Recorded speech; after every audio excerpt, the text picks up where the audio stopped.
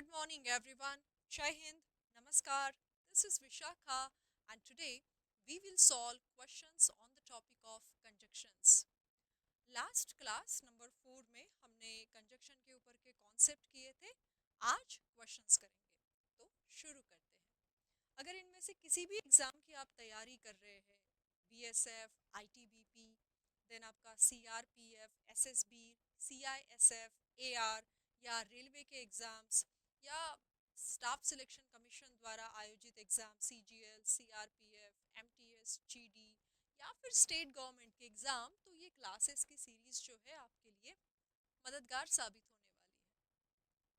After that आपको रोज सुबह 8 बजे एक subject related, topic related video upload किया जाता है. तो लेटेस्ट अपडेट के लिए आपको टेलीग्राम चैनल ज्वाइन करना है.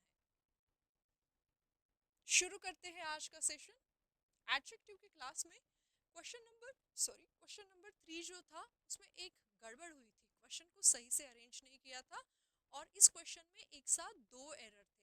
हमने एक ही एरर स्पॉट किया था, दूसरा एरर छूट गया था.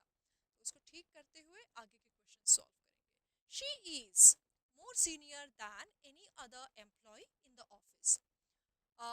सीनियर शब्द ऑलरेडी कंपैरेटिव फॉर्म में है तो उसके लिए मोर लगाने की जरूरत नहीं है. सीनियर, जूनियर, प्रेफर, प्रेफरेबल, इनके बाद दैन का नहीं तो टू का प्रयोग होता है. वह अपने ऑफिस में बाकी सभी कर्मचारियों के कंपैरिजन में ज्यादा सीनियर है. Question number 2, any traction. अब ट्रैक्शन का मीनिंग क्या है?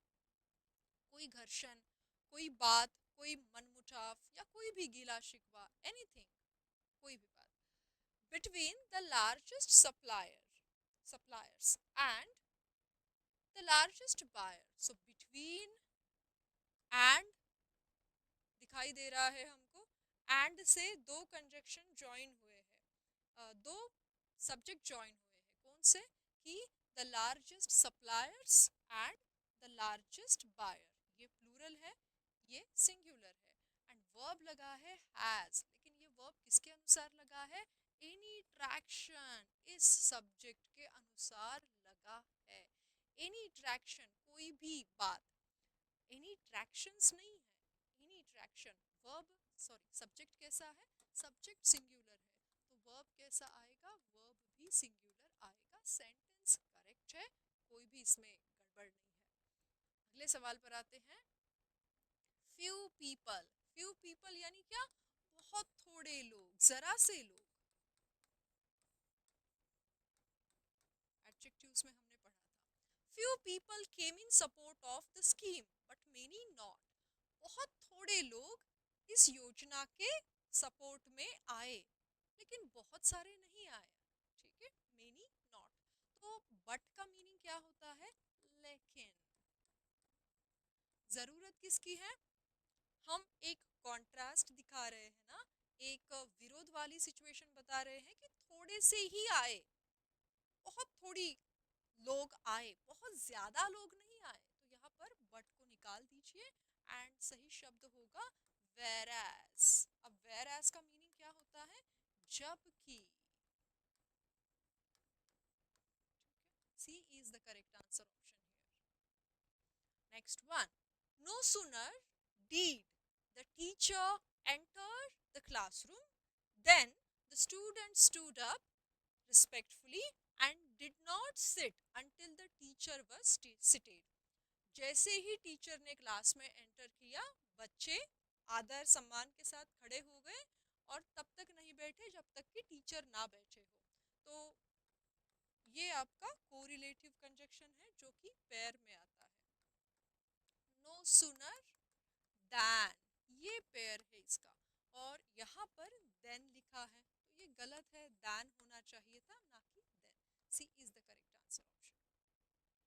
Government should ensure pension in all jobs if it be contractual, private और government services. गवर्नमेंट को इस बात का इस बात को एंश्योर करना चाहिए, इस बात की पुष्टि कर लेनी चाहिए कि चाहे वो कॉन्ट्रैक्ट वाला जॉब हो, प्राइवेट हो या गवर्नमेंट का हो, सभी जॉब में क्या हो? पेंशन वाला सिस्टम हो। Government should ensure pension in all jobs, whether and और का पेयर है यहाँ पर।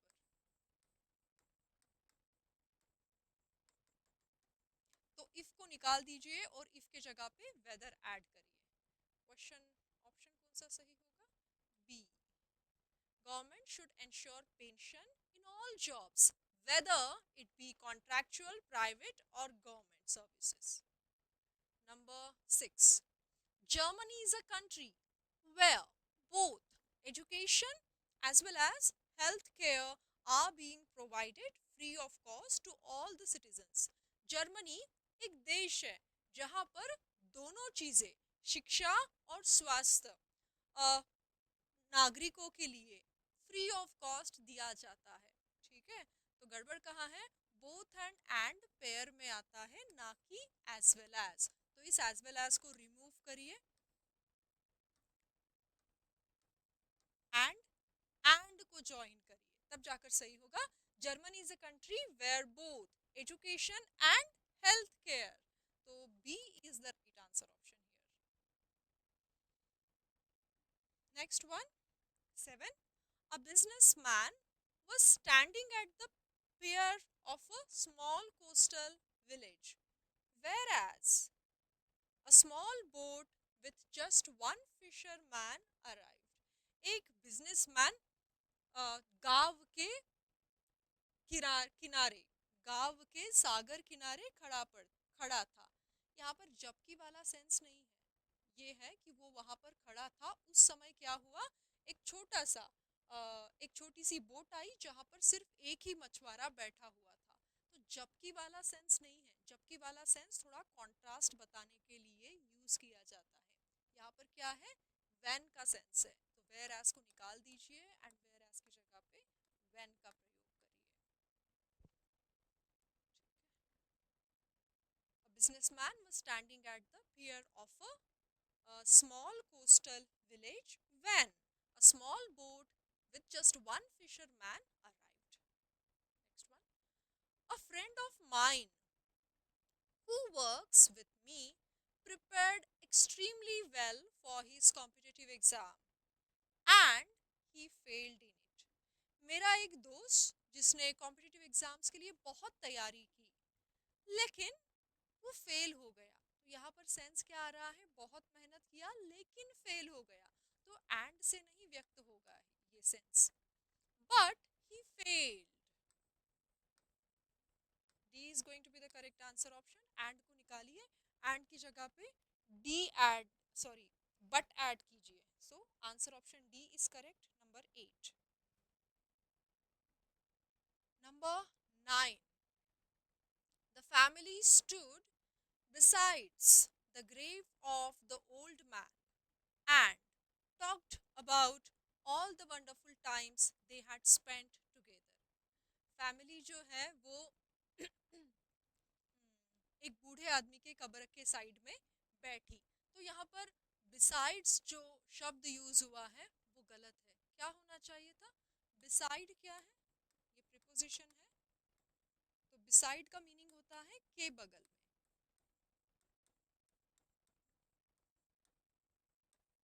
एंड बिसाइड्स का मीनिंग होता है के अलावा, एडिशनली, के अतिरिक्त। तो यहाँ पर बिसाइड्स नहीं आएगा, यहाँ पर बिसाइड आएगा।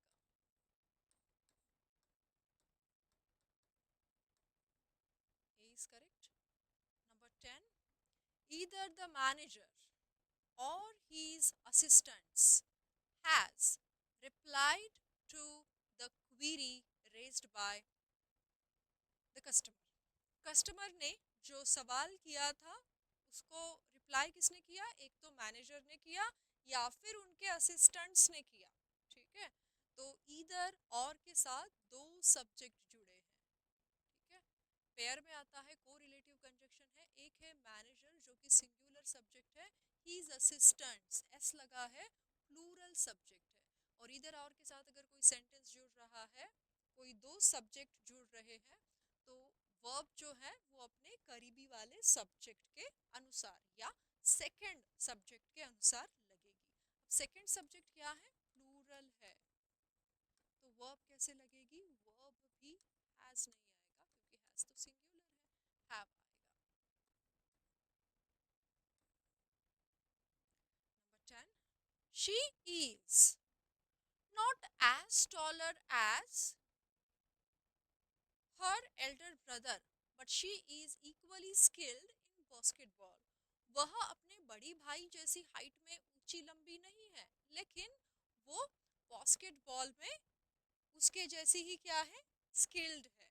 तो हमने क्या देखा था एडजेक्टिव में भी और कंजक्शन में भी कि एज इस कंजक्शन के बीच में ये जो एडजेक्टिव है वो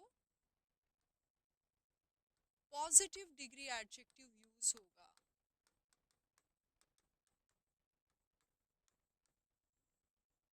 पॉजिटिव डिग्री एडजेक्टिव आना चाहिए एज एंड एज के बीच में। So the right answer option is she is not as tall as her elder brother, as tall as.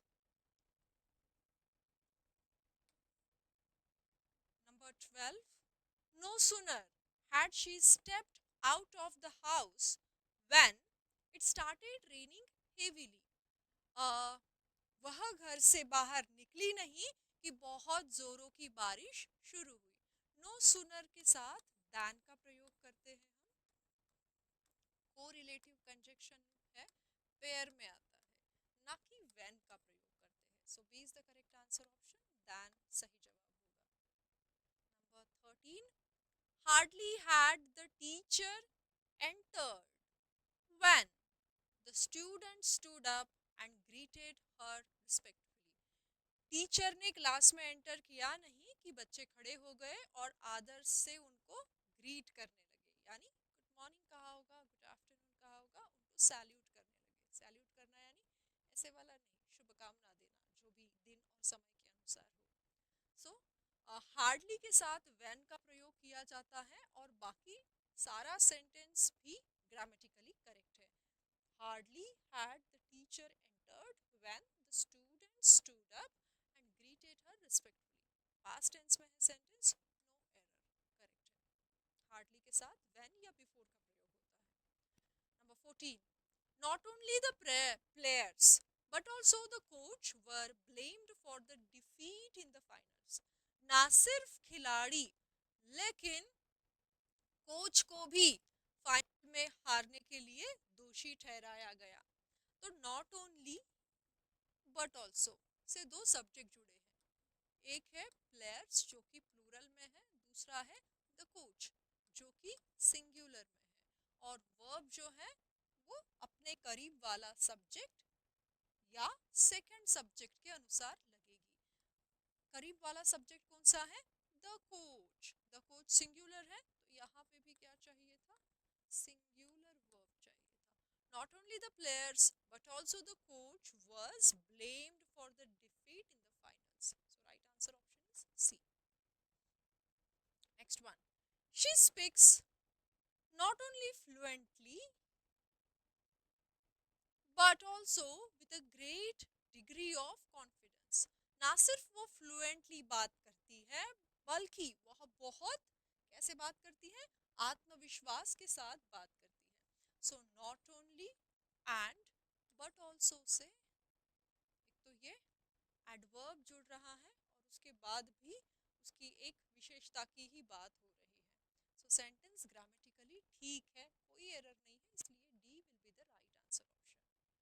Next one, scarcely had the meeting begun than the lights went off due to a power failure। scarcely के साथ than का नहीं, when या before का प्रयोग होता है।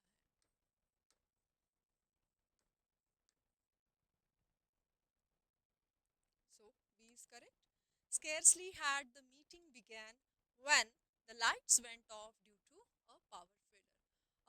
Meeting शुरू हुई नहीं कि इलेक्ट्रिसिटी जाने की वजह से लाइट्स बंद हो गए।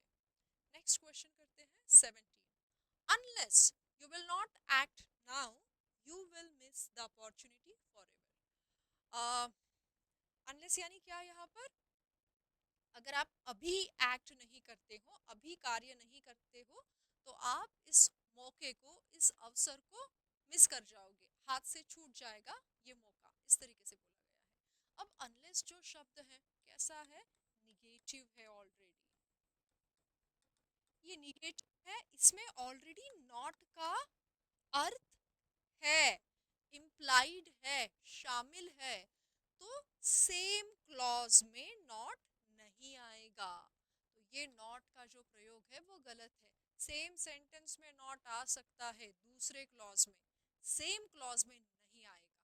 ठीक है, अनलेस यू एक्ट, तो ए को ठीक करना है तो कैसे लिखना पड़ेगा, unless you, unless you act now you will miss the opportunity for ever. अगर आप अभी कार्य नहीं करते हो, कृति नहीं करते हो, तो इस अवसर को हमेशा के लिए खो दोगे। A is correct. Next one, although he is poor but he never borrows money from anyone. हालांकि वो गरीब है, लेकिन इसके बावजूद भी वो कभी किसी से पैसे नहीं मांगता। तो ऑल्दो के साथ क्या क्या कॉम्बिनेशन है याद करिए, क्लास में पढ़ा है हमने लास्ट क्लास में। ऑल्दो के साथ या दो भी आता है इसमें, दो ऑल्दो के साथ एक तो सिर्फ कॉमा वाला कॉम्बिनेशन है, दूसरा येट वाला कॉम्बिनेशन है, एंड तीसरा कॉमा प्लस येट, दोनों कॉम्बिनेशन, तीनों कॉम्बिनेशन आपके सही है। Got it. सो बट का प्रयोग सही नहीं है यहाँ पर। ऑल्दो ही इज पुअर, ये भी सही है, कॉमा तक वाला पार्ट, येट भी ऐड कर सकते हो। सो बट किसी भी हाल में सही नहीं है, ऑल्दो एंड बट पेयर में नहीं आते हैं। 19, both his mother as well as his father were present at the ceremony. दोनों, उसके माता और उसके पिताजी, दोनों उस प्रोग्राम में, उस कार्यक्रम में मौजूद थे। तो बोथ एंड पेयर में आते हैं, बोथ के साथ एज वेल एज नहीं आता है।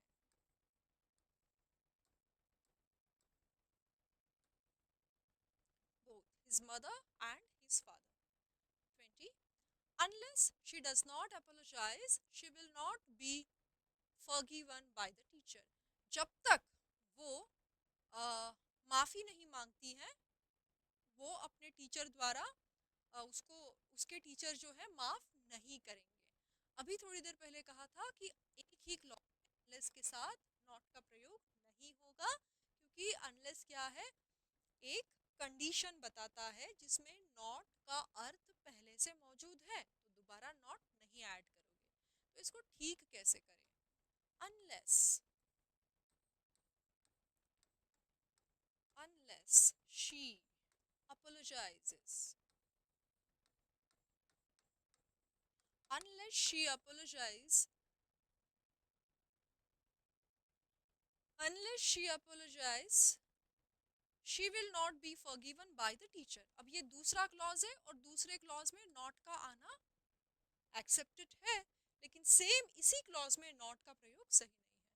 तो आपको इसको ठीक करना है, इतना निकालना पड़ेगा, शी के according third person singular verb का प्रयोग करना पड़ेगा। यहाँ पर क्यों ये है, एस नहीं लगाया है, क्योंकि जब डज आएगा तब इसको एस नहीं लगेगा, अपने ओरिजिनल फॉर्म में रहेगा verb. Next one, you either improve your hand writing और face the consequences soon.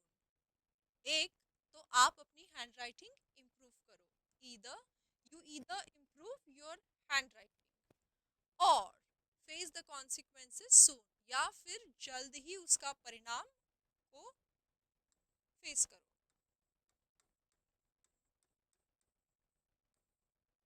So either और पेयर में है एंड सेंटेंस ग्रामेटिकली करेक्ट है। Next one, identify the segment that contains the error. The team will win the match provided if they play with full dedication and confidence।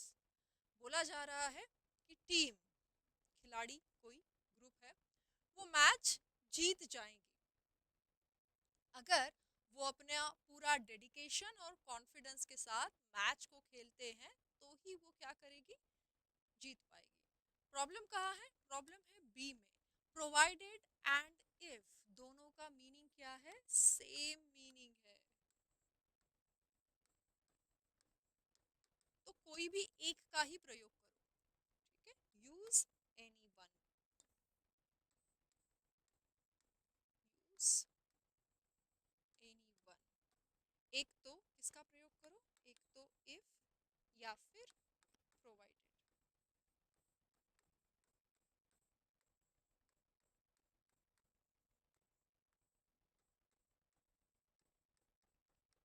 दोनों का meaning same है और दोनों शब्द use कर रहे हो, ये सही नहीं है।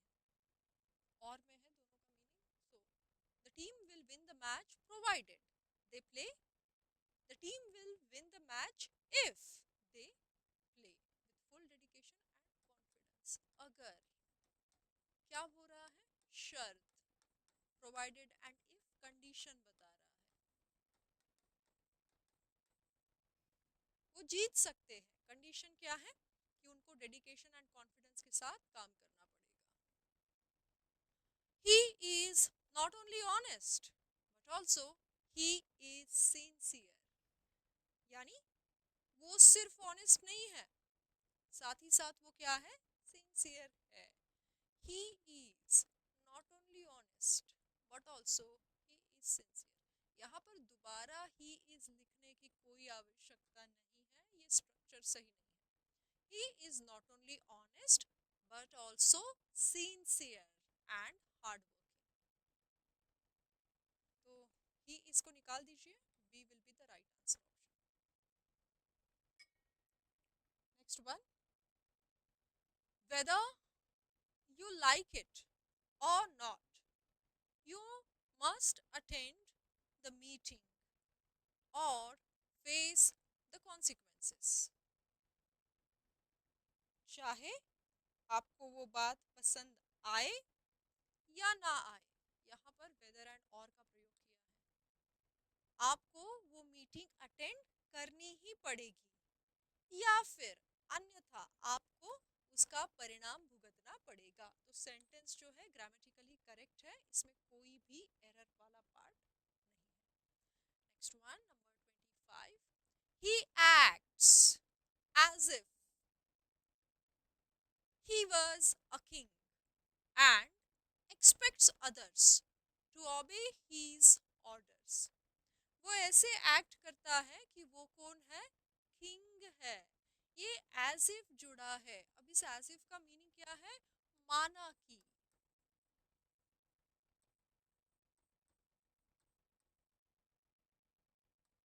जैसे कि, वो ऐसे एक्ट करता है जैसे कि वो कौन है, राजा है। यानी हमने सोचा, हमारी कल्पना है ना, कि वो ऐसे बात करता है जैसे अपने आप को क्या समझता है, किंग समझता है, राजा समझता है। तो यहाँ पर इस टाइप के सिचुएशन में, कंडीशन में, इमेजिनरी सिचुएशन में, हम प्रोनाउन नाउन चाहे कोई भी हो, इवन थर्ड पर्सन के साथ भी, ही शी इट के साथ भी हम वर का प्रयोग करते हैं, ना कि वर्स का। He acts as if he were a king. ठीक है,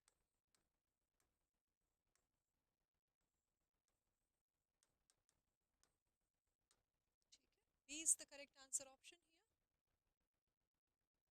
next one, he is too weak so he can walk a few steps without support। इस सेंटेंस में एरर तो है, क्योंकि इसका मीनिंग ही कुछ और निकल रहा है। ठीक है, ही इज टू वीक, वो बहुत ज्यादा वीक है। टू यहाँ पर एक एडवर्ब है, ठीक है, जो एडजेक्टिव इसको कर रहा है मॉडिफाई, वीक एडजेक्टिव को मॉडिफाई कर रहा है। He is too weak so he can walk. अगर वो लड़का बहुत ज्यादा कमजोर है तो वो थोड़ा चल पाएगा। अ फ्यू स्टेप्स विदाउट सपोर्ट, बिना किसी सपोर्ट के वो थोड़ा चल पाएगा, कैसे संभव है अगर वो बहुत ज़्यादा वीक है। तो यहाँ पर ये जो एक पेयर आता है टू, ये का इसका प्रयोग किया गया है। He is too weak to walk.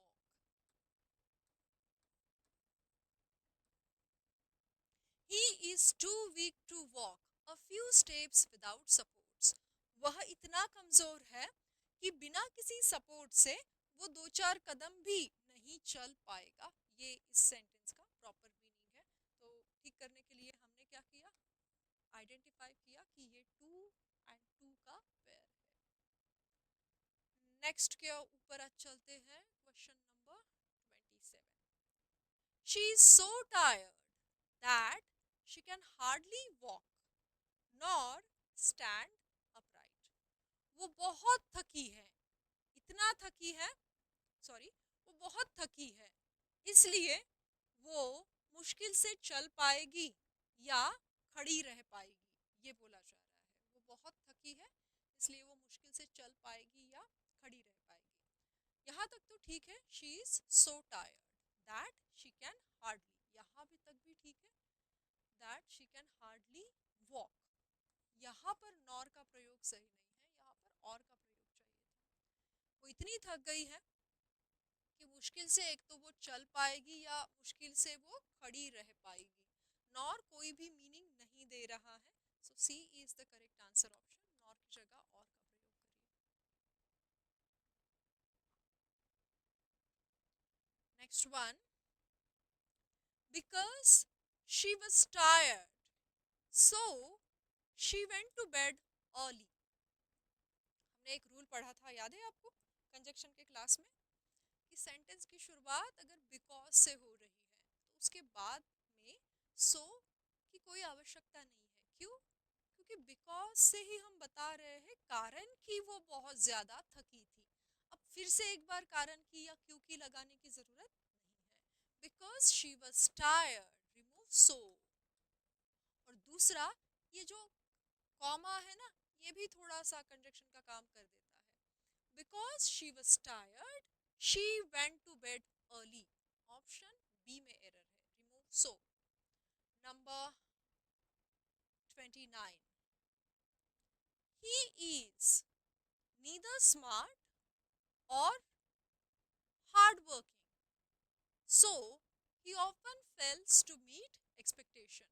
ना वो स्मार्ट है और ना ही वो हार्ड वर्किंग है, इसलिए ऑफन, अक्सर, उससे वो जो उम्मीद की जाती है उसके ऊपर वो खरा नहीं उतरता है, उम्मीदें वो पूरा नहीं कर पाता है। ओके, अब नीदर नॉर पेयर में आते हैं, कोरिलेटिव कंजक्शन है और इन्होंने यूज किया है और, तो यहाँ और की जगह पे क्या होना है, नॉर होना चाहिए। B is correct. He is neither smart nor hard working. Next one, question number 30, Fatima and Sana has both taken the vaccine. Fatima और सना दोनों ने वैक्सीन लिया है। Identify the segment that contains the error. Previous year question है CHSL का। तो दो subject and से जुड़ रहे हैं, दो अलग इंसान हैं, एक फातिमा है दूसरा सना है, बात दोनों की हो रही है। तो बात दोनों की हो रही है तो ये वर्ब कौन सा चाहिए था, प्लूरल चाहिए था। हैज सही है क्या, हैव चाहिए। फातिमा एंड सना वर्ड्स, हमें टेंस चेंज नहीं करना है, एंड वैसे भी वर्ड सिंगुलर है, यहाँ पर हमें प्लूरल चाहिए।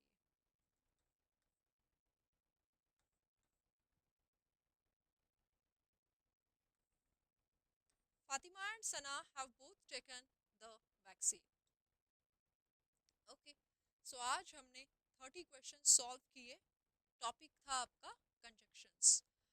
ये कंजक्शन के टॉपिक के ऊपर के और कुछ सवाल जो है वो सब्जेक्ट वर्ब अग्रीमेंट यानी सिंटैक्स में और पाए जाएंगे। So this is all about today's practice class. इसका जो नेक्स्ट क्लास होगा उसमें एक नया टॉपिक हम देखेंगे। ये सारे क्वेश्चंस जो आप यूट्यूब पर अभी देखे, इसको अगर मॉक टेस्ट के स्वरूप में सॉल्व करना है और ऐसे ही सारे सब्जेक्ट के क्वेश्चंस को देखना है, अपने हिसाब से और एक बार उसको लगाना है, तो ये एक मिनिमम सा प्राइस पे कर कर इस बैच को एनरोल करना होगा, जहां पर आपको 3800 प्लस क्वेश्चंस मिलने वाले हैं। ओके, एंड अगर आप नए हैं, पहली बार इस चैनल पे आए हैं, तो प्ले स्टोर से My Rising India app download करिए, सारी डिटेल्स फिल करिए, अकाउंट क्रिएट करिए and then move further. Okay, again अगर आप नए हैं तो ये टेलीग्राम चैनल है, इसको आप ज्वाइन कर सकते हैं लेटेस्ट अपडेट्स के लिए, ताकि आप जुड़े रहो। एंड कोई अगर क्वायरी करनी हो तो ये हेल्प डेस्क का नंबर है, आप उनसे संपर्क कर सकते हैं, they will be happy to help you. Thank you very much for joining this session. Allow me to take leave. This is Vishakha signing off. बहुत जल्द एक नए टॉपिक के साथ एक नए वीडियो में